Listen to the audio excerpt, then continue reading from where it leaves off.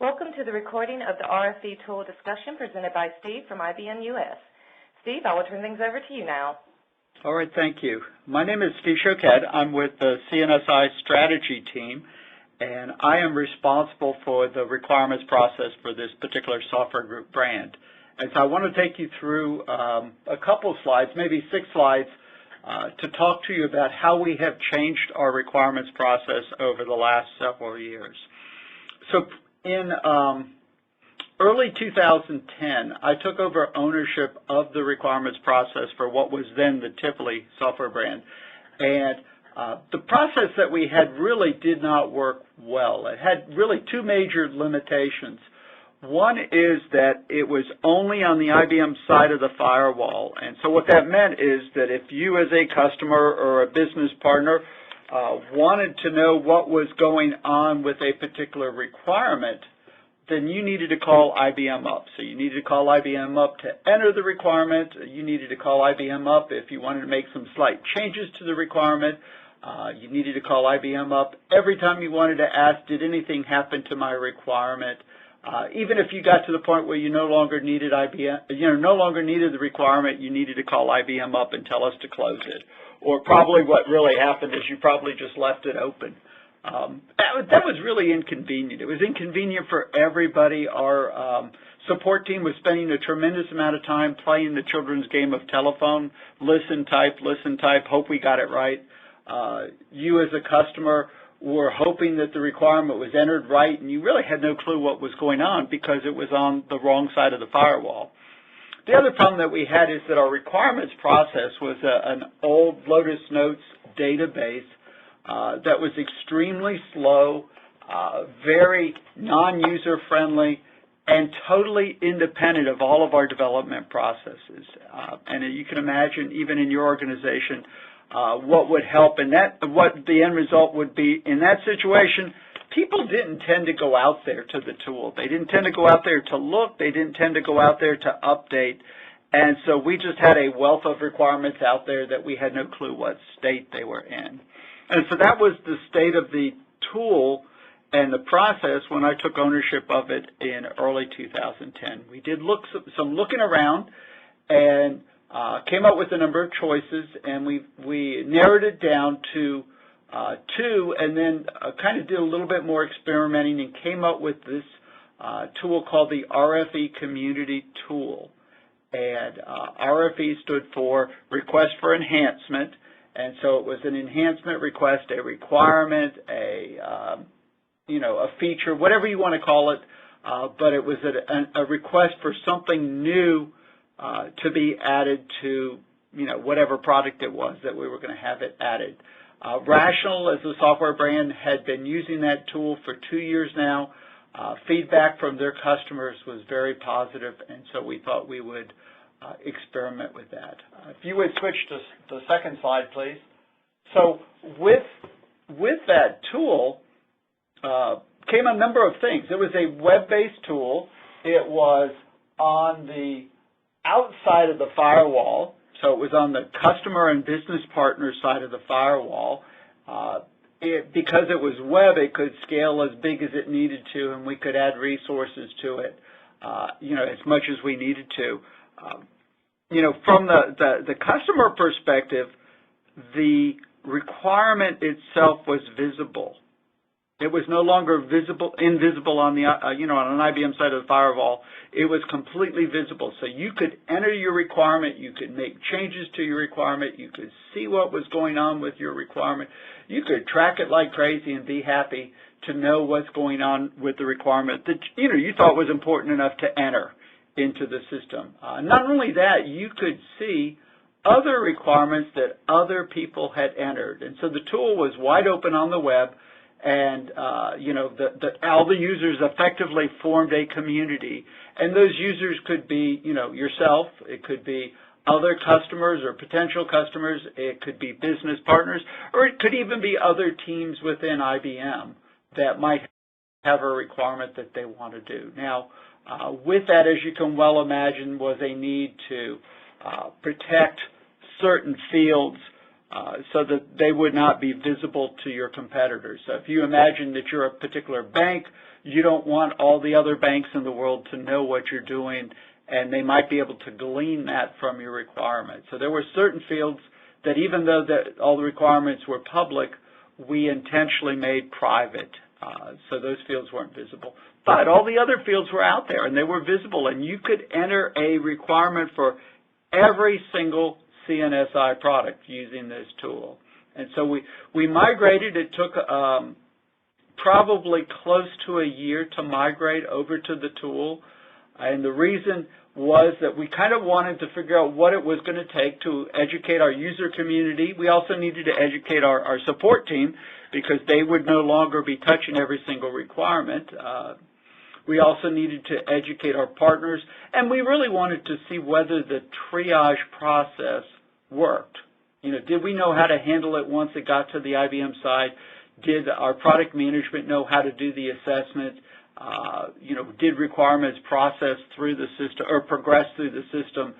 You know, we wanted to experiment and feel comfortable with that, and feel that we were comfortable that the tool was working the way we wanted to.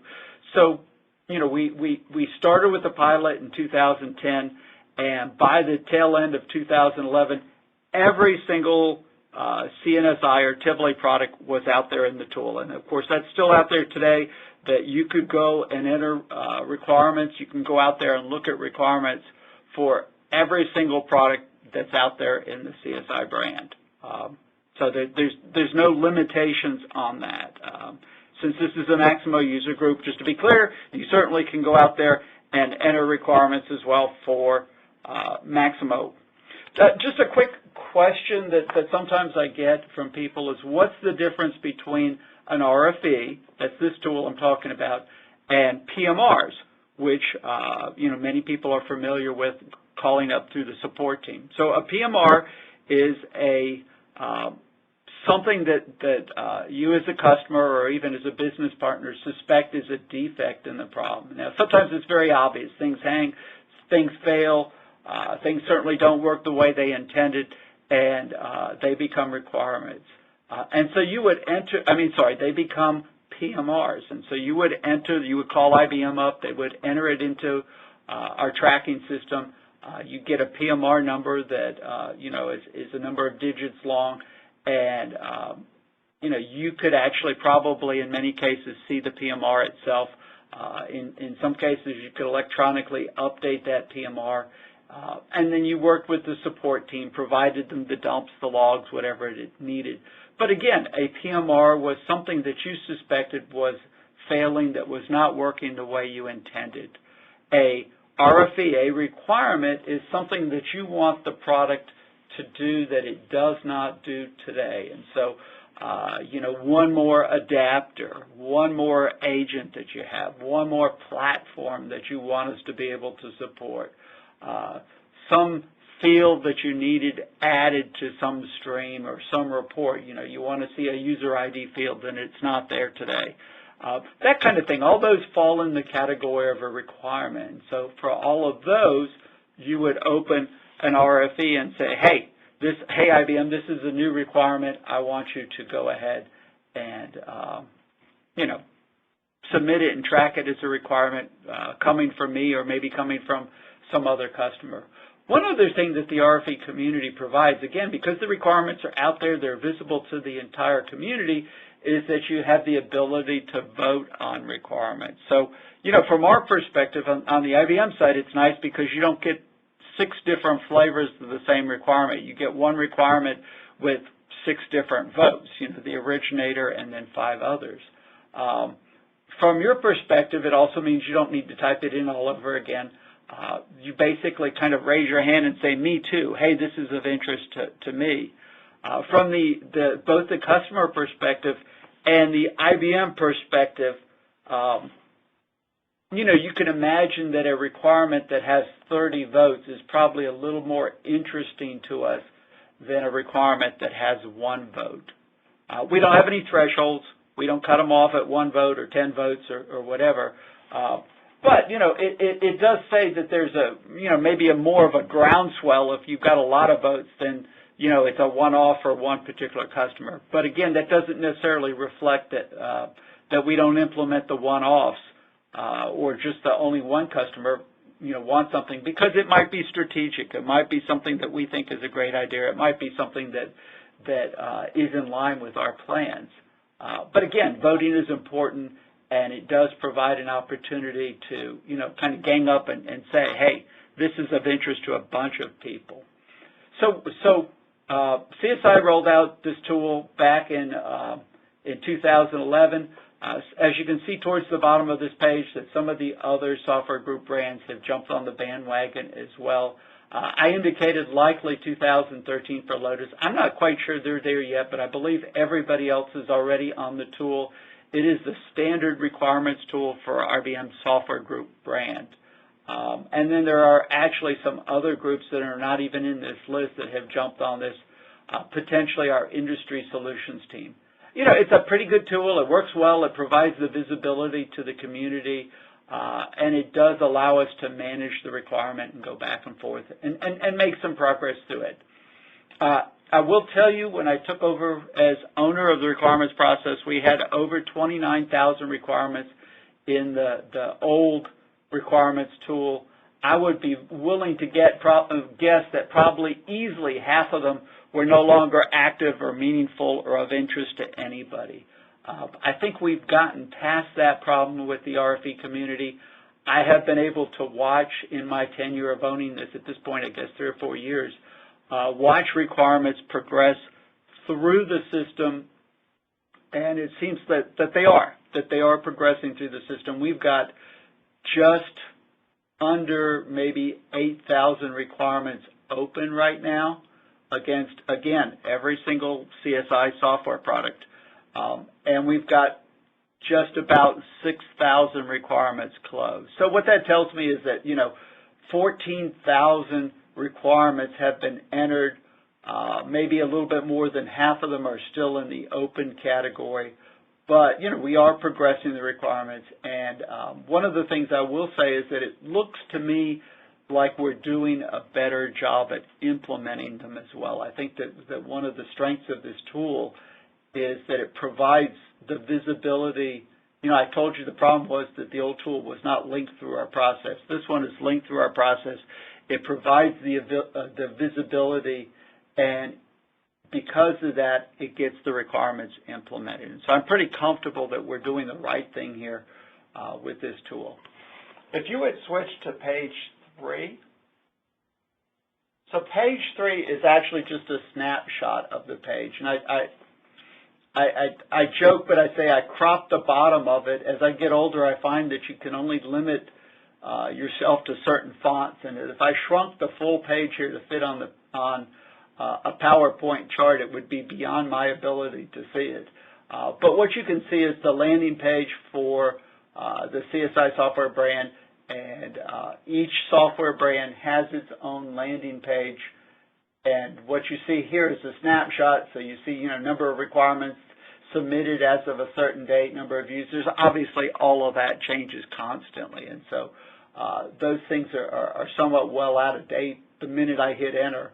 But you want to go out to that URL down at the bottom and go check out the page. You can see that you have the landing page that you can identify what brand and what products you might be interested in. You could do the searching. You could do the submitting.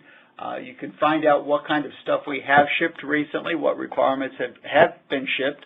So it might be that you didn't even know that you needed this requirement, but we go over and look at the releases page, and you see some other customer requested something. We've implemented it, and hey, I didn't know that. Look at me go take advantage of that right now.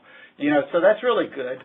The page that says My Stuff allows you to do some level of customization. I will put one caveat here.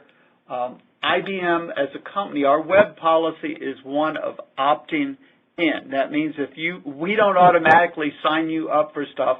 You have to raise your hand and say, I'm interested in something. And the Rfe tool is the same way there. You only need to do it once, but you need to raise your hand and say, I want you, IBM, to send me updates on my requirements. And so occasionally I'll get calls from customers that says, look, I'm not getting any notification that my requirement is changing states. It looks like it is. You know, I go out there, I search for it, it looks like it's changing states, but nobody's notifying me. So, you know, in that case, what has happened is that the person hasn't opted in. And so you need one time, just once only, go out to the My Stuff tab and opt in and say, hey, IBM, it's okay if you notify me of changes to my requirements. And again, it's not for the individual requirements. It can be done once for all of the requirements. And one other note on page 3 of this deck, if you look at it, you can see that even the URL indicates the Rfe Community is hosted off of DeveloperWorks. DeveloperWorks, and because it's www, you can tell that it's on your side of the firewall, and it's public. But DeveloperWorks is a whole community out there, and there's tons of other stuff out in DeveloperWorks, all kinds of software, all kinds of topics, all kinds of other interesting things, one again of which is the Rfe Community. To get access to the Rfe Community, you need to request a DeveloperWorks ID.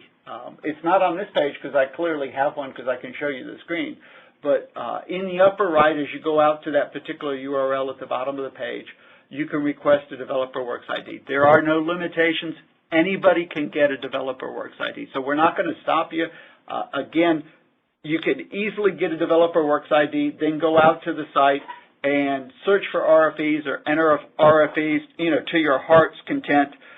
There is no cost. There is no price for, entering requirements.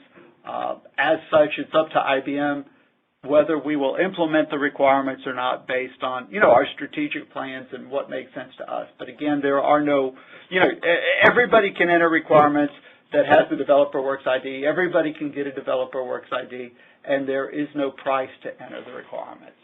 Okay, going on to page 4. So page 4 is actually probably, and it's the last one I'm going to spend a lot of time on, and then we'll be done with it here. So page 4 shows you the different steps in a requirements life, I guess, is probably the best way to do that. So if you go out to the tool and you submit a requirement, you say, okay, I don't see what I need. I'm going so I can't do a Me Too or vote for an existing requirement. I'm going to submit a brand new one. And so you got to the tool, you submit a brand new requirement. Again, you could do that for any CSI product, including all the Maximo ones. And you go and you hit enter after typing in all the details of the requirement. It goes into submitted state. And really, submitted is just that initial state that says, I hit enter. Okay? We, IBM, have 30 days to get that requirement out of submitted state. So we've got, and these are published service level agreements that apply to all of the software brands that live out there on this tool. Okay, so WebSphere, Security Brand, Rational, CSI, all of us adhere to the same requirements here. So in 30 days, we will we'll look at the requirement and move it to a state that's to the right of that first line, okay, where it says 30 days. Now, the typical state we'll move it to is under consideration. And the reason for that is there's this little loop that goes on. And again, we don't have to take 30 days. Please understand 30 days is the SLA. We will respond within 30 days, but we can respond within 2 days. But so then it goes into one of the states to the right. And the most likely state it would go to, I believe, would be under consideration. And under consideration says, hey, we're looking at this requirement. We want to make sure we have sufficient information to do the triage. Triage is done by product management and development working together here on the IBM side. So we'll look at the votes, we'll look at the requirement, and one of the most important things that we look at in the requirement is to see whether it's complete. Do I have sufficient detail to make a decision whether to implement that requirement? So, you think about it, perhaps it could be a TADM requirement, T-A-D-D-M, TADM. And you enter the requirement in TADM and you say, I need a new adapter, but you forgot to tell us what you wanted the adapter to do. So then at that point, somebody in product management will look at the requirement and say, I can't do enough with that. I can't make a decision because I don't know what they want. So it would enter this little loop that you kind of see described in the left side of page 4 here that says, okay, I'll go back and I'll send the requirement back to the customer for need more information. And so, we might say, what adapter do you need and why do you need it, or what do you think you're going to do with it, or tell me the situation, because, we want to make a good, informed decision. And then you as the submitter go ahead and provide I need an adapter to do this, this, and this, and this. And so you would move it to information provided. We move it back to under consideration. And bam, we now have enough information to make a decision. Now, oddly enough, there are cases where we say we need more information and 30, 60, 90 plus days passes and we never get anything. Chances are we're likely just to close that requirement. It might have been a flash in the pan, not quite as interesting as it was when it was first submitted, and so then it would drop into that info not provided state. Okay, so we're sitting here now, and I have enough information to make a decision, and so again, the decision is made by product management and development. They look at, what's strategic for the particular product, what's coming up in the next couple releases, how many people, voted, is there a groundswell for that, is this in line? I had mentioned strategic plans, but, we, like other companies, do acquisitions, and so it may be that, something is not in line with a strategic plan because we're going to go acquire a company that does something slightly different, or maybe it already does that or something. And so product management has 90 days to take a look at that requirement and determine whether it's something that they believe needs to stay open and get implemented, or whether it's something that they don't believe is aligned with our strategic plan right now. And so what I tell the product management team is I want them to look at the requirement and respond if they believe it's going to get implemented in the next 2 versions of that product, or the next 2 releases of that product. And the reason I say that is that, we are in a very fast-changing industry, and, some of the products put out releases every year. Some of the products put out releases maybe every year and a half, 2 years. But, logically, if it's not strategic enough to show up in the next couple releases, then I think it falls into it's a good category, but we're probably not going to ever implement it. I try to counsel a product management team because they just want to keep good ideas open forever. But the reality is that they really are open forever, and that they don't, they're always available, even if they're in a closed state. And so if it's something that we believe we're going to implement in the next couple of releases, then the product manager is going to move it into the uncommitted candidate state. So that says, look, I've got it. I see it's going to get on one of the trains coming out sometime. I haven't assigned it to a specific release yet, but I do see it coming on the train. I think it makes sense. It is something that we want to keep. If it's something that we don't believe it's going to be on the train in the next couple of releases, it will go to one of those green states that you see there, more often than not to a rejected state. There are a couple cases we look at and say, this is a bug. It should be open in the PMR system. Go create a defect, or, occasionally we'll look at it and we'll say, hey, that capability is already there. We shipped it in release 7.5. You just need to kind of twist here and stand on your head and do this and that, and there it is. There's what you need. And someone will come back and go, oh, yeah, okay, I didn't know that. But, the requirements that we believe that we're going to implement go into uncommitted candidate. When we assign them to some sort of train that we're going to put them on to go out, they go into a plan for future release, and then eventually they end up in the delivered category. Okay, so this is the process. You can see there's not a lot of steps there. It's pretty straightforward. There is a note that says rejected requirements may be submitted after 18 months. We got some feedback actually from this particular user group that says that that's really too long, so we're going to cut it back to 12 months. That decision to change the reconsideration date was just made in the last 2 days. It's going to take a couple days to make the physical code change to support it, but do understand we do hear what you suggest, and suggestions that you have that make sense, we go ahead and we implement. And so that was one that we heard fairly recently, and we assessed it across all of the products that use this tool, the RFE tool, and all of us agreed, great idea, let's just go do it. And so that will be a change that we'll be making shortly. One other comment, again, I had mentioned, and I want to kind of emphasize again about voting. Voting, there is no threshold. There is no particular thing that says if you got 5 votes, then you're in. If you got 4 votes, you're out. Again, voting just tells us there seems to be multiple people that's interested in that requirement. It does help us make decisions with respect to, how important is it that we implement that requirement. Okay, I'm going to dash you the last couple pages. If we switch to page 5. Page 5 talks about how can RFEs be viewed. There are actually 2 choices out there, public or private. Some of those brands that I mentioned earlier are opted to go with private RFEs. The CSI brand, the Rational brand, and perhaps at least one other have elected to make all of our RFEs public. That means that the RFE can be viewed by anybody with a DeveloperWorks ID, or with access to this tool, that is. There are 2 fields in the RFE that are private, even for public RFEs. One is your company name. Again, we don't want your competitors out there trolling to find out what kind of things were important to you. So your company name is invisible. It's not shown to anybody but to you as you look at your own requirements. The other is the business justification field, because if you think about it, the business justification field kind of can potentially give an indication as to who submitted the requirement.